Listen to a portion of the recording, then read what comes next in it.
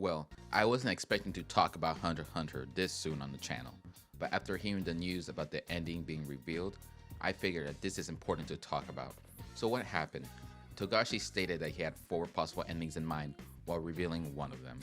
And I quote, "For the ending, I have prepared 3 scenarios, A, B, and C.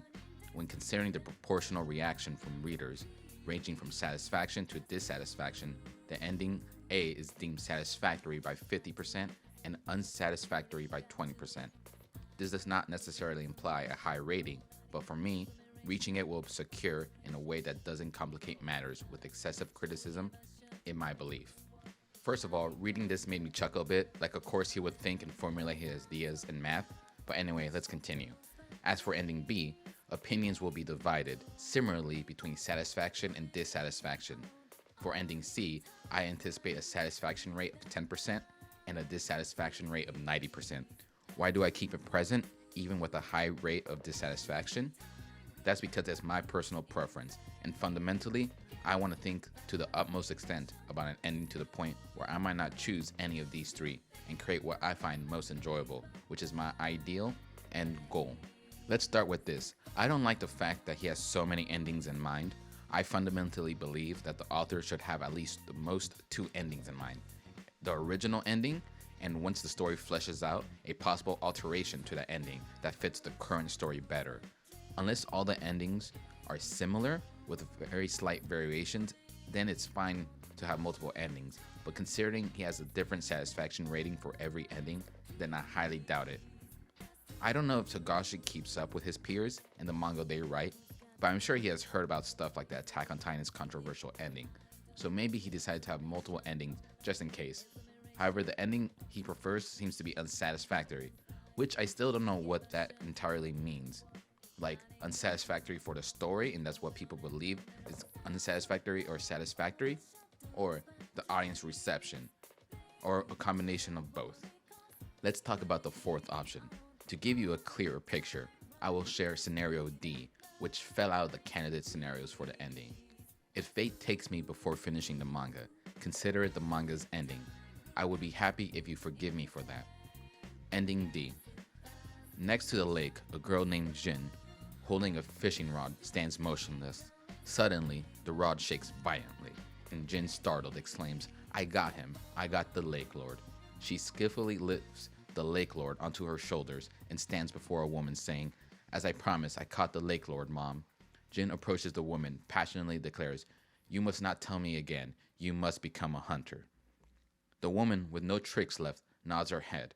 Jin, still carrying the Lake Lord on her shoulder, walks away. The mother comments to her husband that Jin's dream is to never leave the island and inherit their place. The father agrees, laughing, and the mother expresses her dissatisfaction, saying, "Perhaps her desire will change later, but I want to know you and Jin, why are you like this?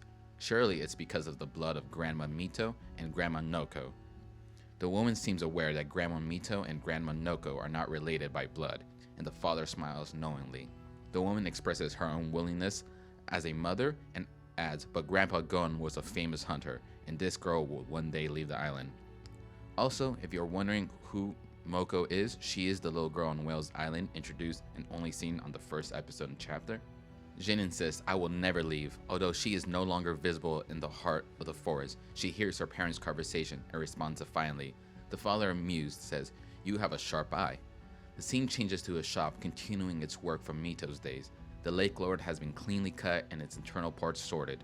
Jin thinks to herself while working, "Mom never understands when Grandpa speaks joyfully about his memories of being a hunter."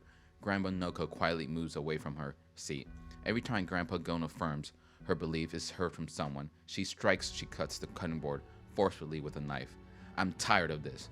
To wait for someone returns after months and hear of sadness crushes my heart. I make someone wait for me." Then the door opens and a warm voice echoes. A chubby little child enters, holding a plant. The child exclaims, "I caught the Lake Lord for real." "Well, let's honor the whole island with it." Jin replies, "I always wanted to be the person I want to be with. Together, always."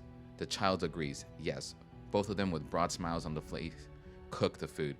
A bird flies away from the island. Over the town, its people.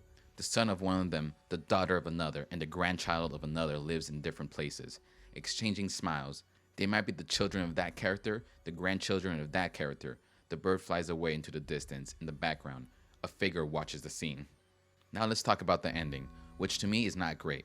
It really gives no conclusion to any of the characters in their story. We really only see Gon's future, which he isn't present in, unless the figure watching is Gon himself, but most likely, it's another mystery character. Now, Hunter x Hunter has 4 main characters. Only Gon gets a somewhat conclusion to his story. The others are just hinted at: Killua, Leorio, Kurapika. We just know that they have children in the end, but we don't know much afterwards. I always like the idea of a story ending mirroring the beginning, but this is not that great. I can see why this was scrapped, but I also understand why Togashi is making this a canon ending if he really does pass away or is unable to finish the story itself. However, the bigger thing that is more concerning is the fact that Togashi is revealing the ending. Making this the canon ending makes me really concerned for his health. Chances are that he will never finish the series at the rate he draws. However, this feels like a new major problem that's happening to mangaka everywhere, with JJK, One Piece, Berserk before Miura's death, Vagabond, and now Black Clover, and even with animators working in Mappa Studios, we see controversy arise. To me, this seems like a problem with Japan's culture. Japan is known to be an efficient, hardworking group of people. Many will work themselves into exhaustion and work overtime like it's the normal. They keep traditions alive and have jobs that, to us in the US, is foreign. This is especially true for manga, where the field is very competitive. Just imagine the amount of people in the US that want to be actors and end up serving for 20 years. Lots of mangaka will start a series only for it to get dropped or unfinished. Those who do finish a series may not get popular due to them not making it into bigger publishers. There's an interview with the artist of Rent a Girlfriend, and it shows how crazy his work life is. Only very few in the US would work a schedule like that, while most would crumble. However, not just mangakas, but all of Japan have similar lifestyles. Especially with the age of Japanese citizens being higher in most countries, it's not wild to think that they keep this cultural part of their society alive. Recently, we've seen Oda with One Piece for the first time releasing unfinished chapter, which he states it was due to partying too much, but he is known to work 2 chapters and take a week off more regularly in order to keep his health up. He used to sleep, from what we know, 3 hours a day, and this is from the top mangaka in the world. Now, Togashi is also a top-tier mangaka, already writing Yu Yu Hakusho, a fan-favorite series, and then wrote Hunter x Hunter, which surpassed his previous work. He knows the pressure and keeps up working, but ultimately he can't keep going. In the anime world, how many times do we hear about animators' frustration, animators' pay with the industry, and then everything is fine? It just disappears, all controversy. Even with the current Mappa controversy, it affects JJK, a series that it's at its peak at its moment. But ultimately, chances are nothing will happen, and we will repeat the cycle. Now, I don't know what the solution to all of this is.